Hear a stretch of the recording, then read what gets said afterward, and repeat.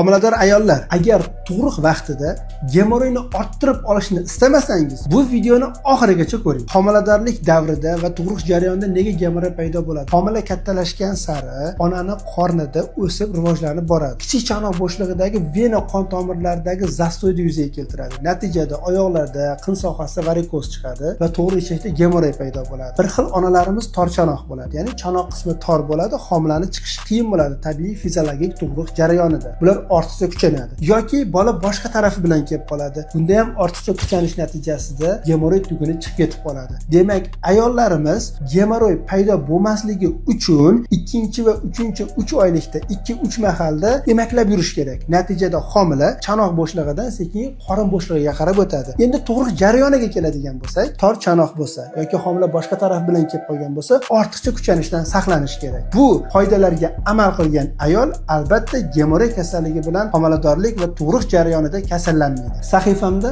proktologik sog'lig'ingiz bo'yicha yanada foydali ma'lumotlarni ulashib boraman. Albatta obuna bo'ling.